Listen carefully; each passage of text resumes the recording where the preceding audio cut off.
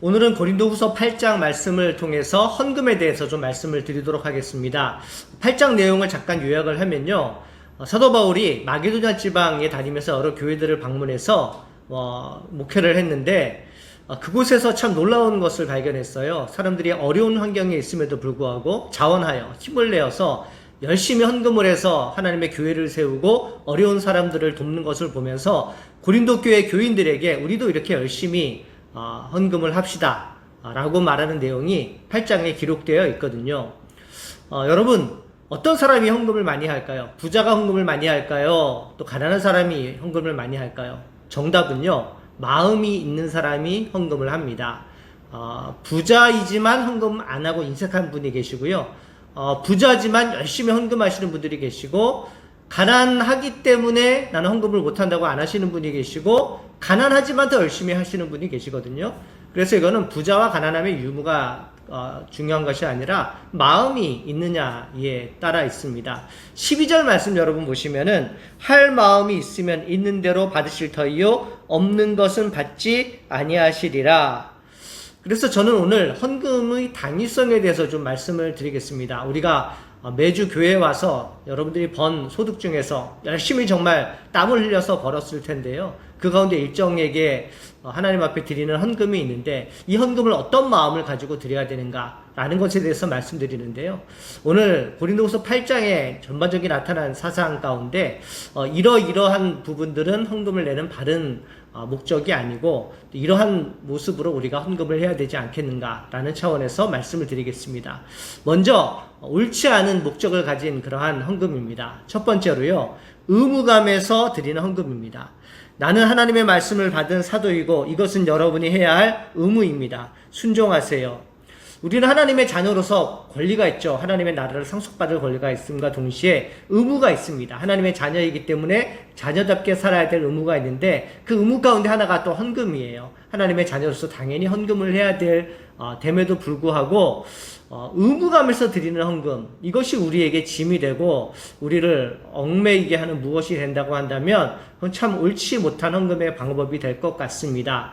여러분, 교회에 와서 헌금을 드리고 또 하나님 앞에 예배를 드리고 참 귀하고 복된 일인데 헌금이 없어서 교회에 오지 못하는 그러한 마음들 있는 사람도 있을 것이고요.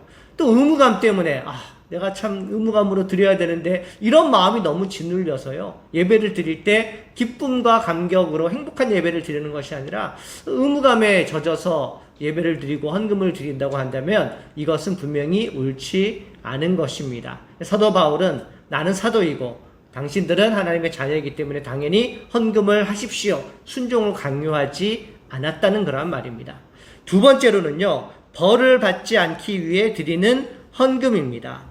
여러분이 이렇게 하지 않는다면 하나님 앞에 벌을 받을 것입니다. 교회에 혼나러 오시는 분들이 간혹 계셔요. 이거 하지 말아라, 저거 하지 말아라. 주일 성수 꼭 해야 된다. 밖에 나가면 안 된다.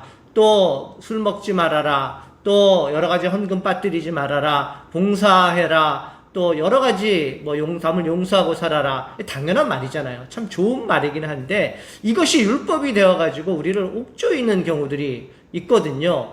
헌금도 벌을 받지 않기 위해서 우리가 억지로 헌금을 한다라고 하는 것은 하나님 앞에서 올바르지 않은 그런 헌금의 자세입니다. 세 번째로는요, 감정을 자극하거나 비교하며 드리는 헌금입니다. 어떻게 가난한 사람을 보며 그냥 지나치십니까? 당신은 많이 받았잖아요. 헌금을 드리는 이유가 가난한 사람에게 연민을 느껴서 단순히 그것 때문에 드리는 헌금이라면 옳지 않고요. 나는 이렇게 잘 사는데 라는 생각 때문에 드리는 헌금도 옳지 않은 것. 남의 비교하는 것, 또 감정을 자극해서 연민을 이끌어내는 헌금도 올바르지는 않은 것 같습니다. 그러면 목사님, 어떠한 헌금이 그런 바른 헌금입니까? 네, 그 헌금에 대해서 말씀드리겠습니다. 오늘 본문을 통해서 보는 바른 헌금의 자세는 은혜로 드리는 헌금입니다. 은혜로 드리는 거예요. 오늘 9절 말씀도 보십시오. 우리 주 예수 그리스도의 은혜를 너희가 알거니와 부요하신 이로써 너희를 위하여 가난하게 되심은 그의 가난함으로 말미암아 너희를 부요하게 하려 하심이라. 고린도서 8장 9절은 사랑장, 믿음장이 있는 것처럼 헌금장이라고 불리기도 하거든요. 헌금에 대해서 참 많이 강조를 한 장인데 그 헌금장에서 가장 많이 나타나는 그러한 반복되는 단어가 무엇인지 아십니까? 바로 은혜입니다. 은혜. 한번 8장 보실까요? 8장 1절 말씀에 교회들에게 주신 은혜, 4절에 은혜와 성도 섬기는 일에 참여함, 6절에 이 은혜를 그대로 성취하게 하라, 7절에 이 은혜에도 풍성하게 할지니라.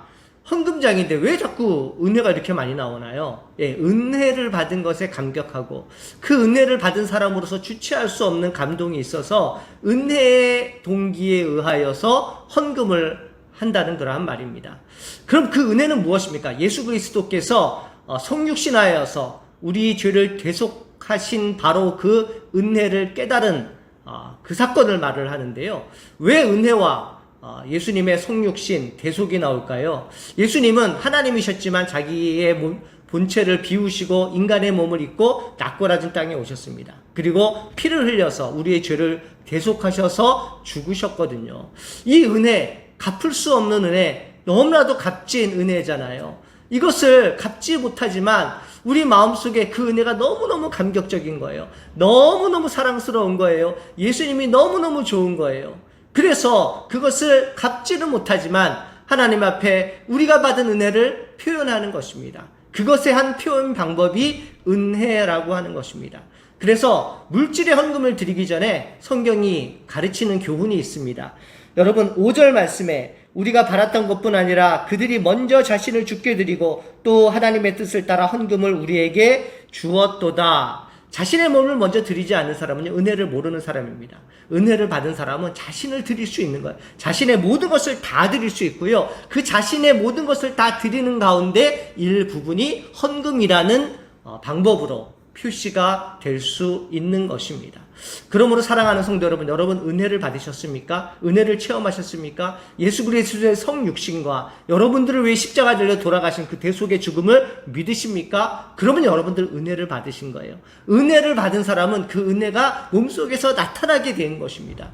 내가 너무 은혜 가운데 충만해가지고 내가 다른 사람에게 전하지 않고는 견딜 수 없는 마음이 있는 것처럼 내가 받은 은혜가 너무 커서 작지만 내가 가진 무엇인가를 하나님 앞에 드리려는 그 헌신이 있는 것이에요. 예수님께서 헌신을 하셨듯이 예수님의 죽으심의 은혜를 체험한 사람들도 예수님처럼 헌신을 하는데 그 방법 중에 하나가 헌금이라는 것입니다. 이 복된 헌금의 원리는 시대를 따라서 여러 사람들에게 참 좋은 영향을 많이 끼쳤는데요. 몇몇 분을 좀 살펴보도록 그렇게 하겠습니다. 여러분, 루터는 종교개혁을 이끌면서 세 가지 회심을 얘기했거든요. 첫째는 머리의 회심, 둘째는 가슴의 회심, 셋째는 지갑의 회심입니다. 세 번째 말씀을 여러분 곰곰이 생각해 보시기 바랍니다. 리디머 교회 팀 켈러 목사님은 그에 져서 센터 처치에서 헌금과 은혜에 대해서 다음과 같이 말했습니다. 그의 값비싼 은혜를 생각하세요. 복음이 여러분들의 마음을 변화시켜 관대한 사람이 되기까지 그렇게 하십시오. 고린도서 8장을 통해서 이 말씀을 하셨습니다. 내가 은혜를 받아서 관대한 사람이 되었는지 생각해 보시기를 바라고요. 저는 이렇게 말하고 싶습니다. 예수 그리스도의 은혜를 갚을 길이 없습니다. 그러나 그 은혜 받음을 나타낼 수 있습니다. 예수님의 구원의 은혜 여러분들이 받았다면 이 은혜가 멈춰지지 않기를 소원하고요. 그것이 몸속에서 샘물처럼 솟아나기를 소망하고요. 그것이 여러분들이 헌금을 드리는 귀하고 복된 동기가 되기를 주님의 이름으로 축복합니다. 우리는 은혜 가운데 삽니다. 그리고 은혜 가운데 헌금합니다.